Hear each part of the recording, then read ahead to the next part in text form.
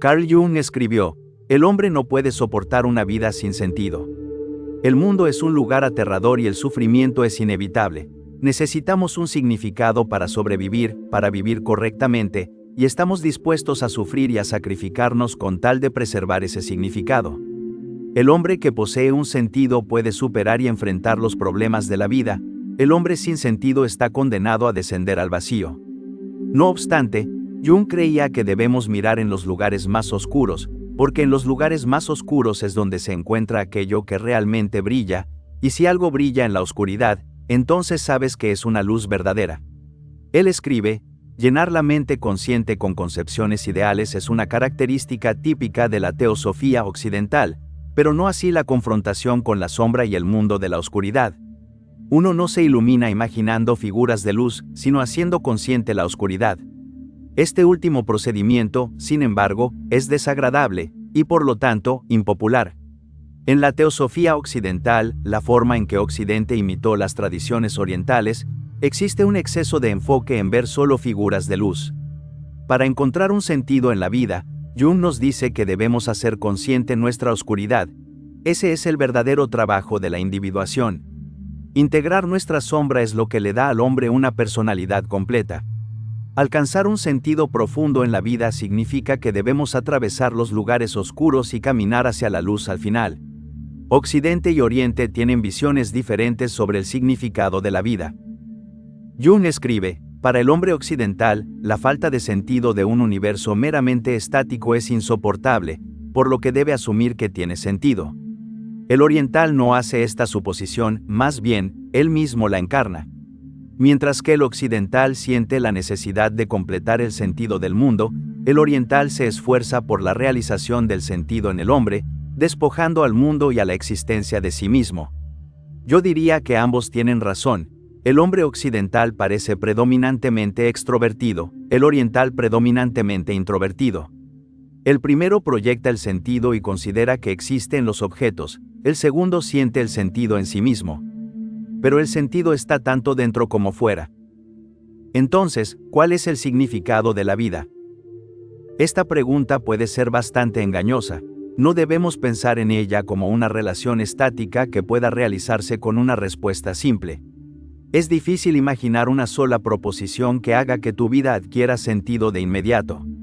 Sin embargo, uno puede orientarse de manera más significativa hacia sus metas. Encontrar sentido es un proceso dinámico que constantemente te moldea, te sumerge en la realidad y hace que la realidad se sumerja en ti. Aunque el concepto vida significativa se usa comúnmente, no tiene una definición clara. Sin embargo, podemos reformular la pregunta como: ¿cuáles son las condiciones bajo las cuales un individuo experimenta su vida como significativa? Cuando un individuo afirma que busca sentido en su vida, está comprometido positivamente con algún concepto del significado de la vida. Este concepto le proporciona una meta o marco desde el cual contempla su vida, y está decidido a cumplir con ese concepto de vida. Ese cumplimiento se experimenta como un sentimiento de integración, conexión o trascendencia. Una vida significativa puede definirse en función de una valoración positiva de la vida, es decir, la creencia de un individuo de que está cumpliendo con un ideal o propósito vital que le otorga una comprensión altamente valiosa de su existencia. El primer enfoque es el modelo filosófico, en el cual la valoración positiva de la vida surge del compromiso con un significado intrínseco que se considera inherente a la existencia misma. En los modelos religiosos, el sentido se deriva de Dios, entendido como la fuente última de propósito y orden en el universo. En los modelos existenciales, el significado se busca en el ser, en la autenticidad del individuo que se enfrenta a la nada y crea valor a partir de su propia existencia.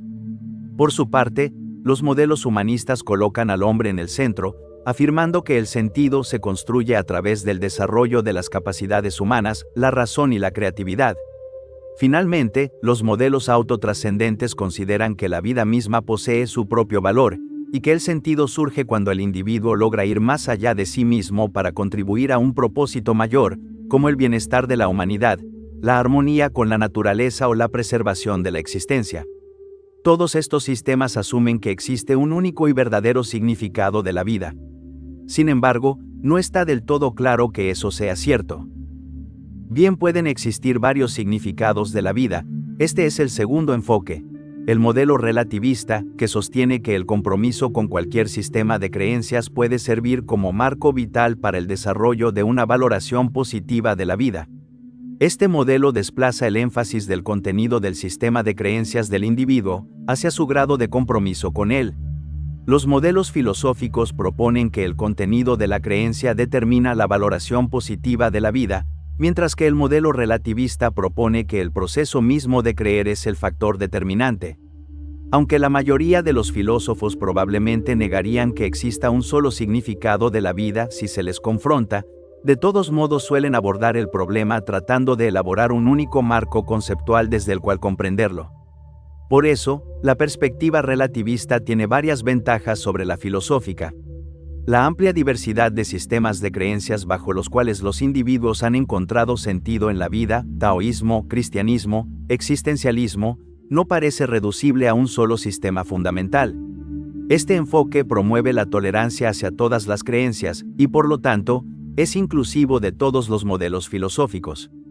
Además, desalienta las discusiones filosóficas abstractas sobre cuál sistema es superiormente verdadero y enfatiza la responsabilidad individual de encontrar las propias creencias.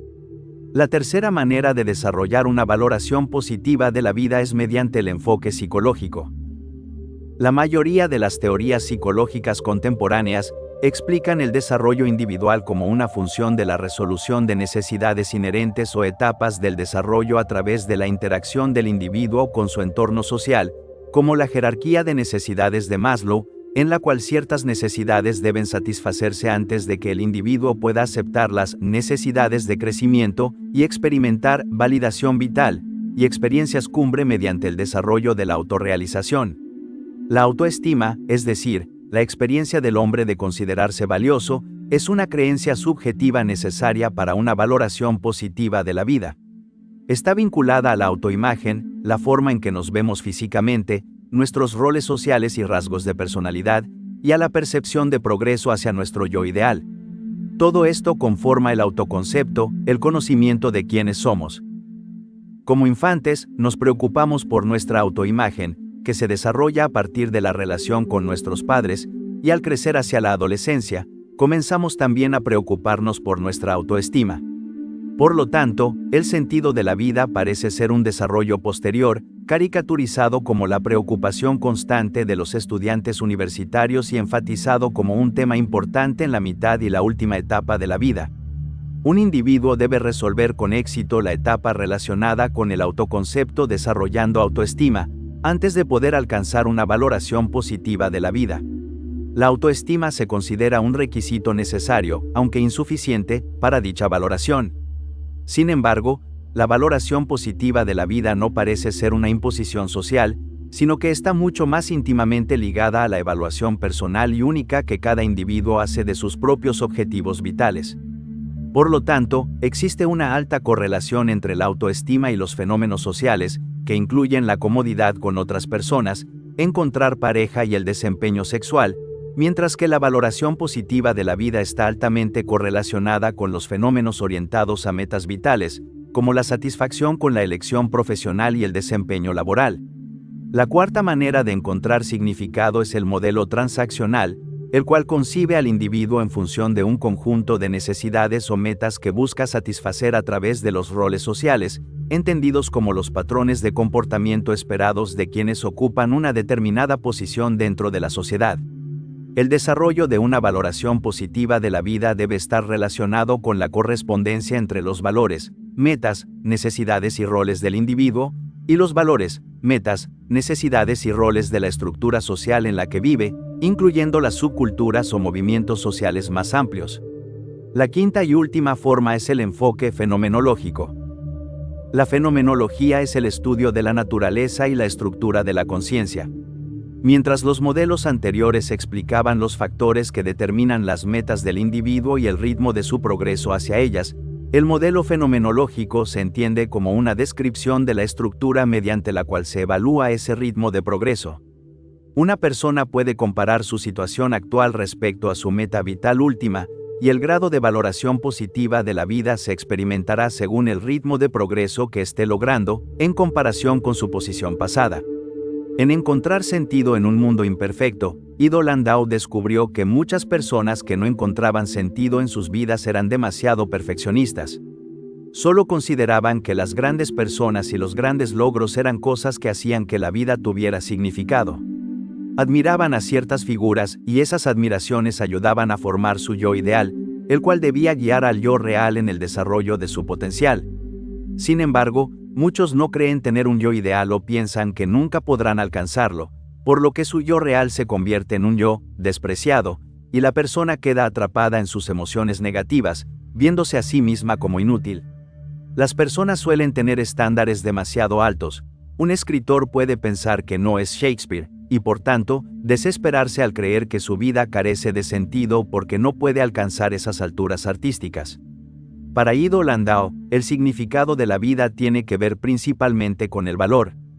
Podemos encontrar significado de muchas maneras, buscando placer a través de las relaciones, del trabajo y de muchas otras actividades. Sin embargo, con frecuencia existe una incongruencia entre aquello que nos gusta y aquello que realmente nos da sentido. Podemos disfrutar salir de fiesta, jugar o enriquecernos, y sentir felicidad temporalmente, pero, a medida que nos acostumbramos a ese estilo de vida, terminamos cansándonos y aburridos de la repetición. Podemos disfrutar de muchas cosas y aún así terminar con una sensación de vacío. Esto ocurre porque muchas de las cosas que hacemos y creemos que tienen sentido no nos otorgan verdadero valor para crecer. Vemos a personas ricas y famosas suicidarse, aun cuando ya tienen cubiertas sus necesidades básicas de dinero y prestigio social. Sin embargo, ellos también tienen necesidades psicológicas y de crecimiento, como el amor y el propósito.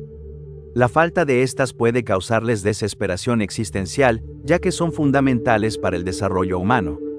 En una confesión, Tolstói escribió sobre su lucha con una crisis existencial en la mitad de su vida. Tolstói era uno de los escritores más aclamados de su tiempo, pero sentía que eso no le otorgaba suficiente valor. Él escribió: "Si Dios no existe, dado que la muerte es inevitable, ¿cuál es el sentido de la vida?". Enfocarse en las cosas que nos dan sentido y valor en la vida normalmente desafía nuestra propia existencia y nos conduce hacia la profundidad. Pero eso requiere sacrificio y es doloroso. Nietzsche sostiene que la grandeza humana es lo que otorga significado a nuestra vida, y que es más deseable que la mera felicidad. Lo que hace grande al hombre es su capacidad de superar el sufrimiento inherente a la existencia. Si uno no puede encontrar sentido en la vida, corre el riesgo de caer en el nihilismo existencial, la creencia de que todo lo que hacemos carece de valor, de que somos insignificantes, improbables de cambiar y de que no existe un propósito superior por el cual luchar. Como no se puede encontrar un significado, uno se rinde y declara que la vida no tiene sentido. Pero cualquiera que crea que la vida puede carecer de sentido también asume la importancia del valor. Por lo tanto, cuando la gente dice, la vida no tiene sentido, en realidad lo que quieren expresar es su condición miserable de no tener un significado profundo en sus vidas. El sinsentido también puede surgir cuando atravesamos una crisis existencial. Comenzamos a reexaminar nuestra vida a la luz de nuestra propia muerte y reflexionamos sobre el significado, el propósito y el valor de lo que hemos hecho hasta ahora, preguntándonos si todo ello tiene realmente algún sentido. Algunos incluso llegan a creer que la vida carece de sentido al reflexionar sobre el cosmos en su totalidad y observar la insignificancia de la humanidad y sus acciones. Las cosas son importantes para nosotros a escala humana, pero simplemente no importamos en el cosmos. Sin embargo, esperar estar en el centro del universo es algo extremadamente irrealista. Se trata de una necesidad humana, demasiado humana, de antropocentrismo, es decir, la tendencia a considerar al ser humano como la medida de todas las cosas y el punto de referencia de toda realidad. Otros creen que la vida es absurda porque estamos constantemente amenazados por eventos celestes aleatorios que podrían provocar extinciones masivas, porque la Tierra acabará siendo devorada por el Sol, porque el uso actual de la tecnología o los efectos del cambio climático representan un enorme riesgo de extinción, y porque todo lo que la humanidad haya creado, la historia, la religión, la filosofía, el lenguaje, podría llegar a desaparecer en el vacío. Aunque estos sean hechos o posibilidades, si uno se detuviera a pensar en todos los peores escenarios posibles, acabaría enloqueciendo, pues son infinitos. Además, no contribuyen a nuestro bienestar, sino que más bien nos conducen a una visión sombría de la existencia. Los estoicos nos darían el siguiente consejo: detente un momento y enfócate en lo que puedes controlar, no en lo que escapa a tu poder. Si las cosas están fuera de nuestro poder, no debemos golpearnos la cabeza contra la pared. En lugar de desear que todo ocurra como tú quisieras, deberías desear que todo ocurra como realmente ocurrirá. Entonces tu vida fluirá con armonía.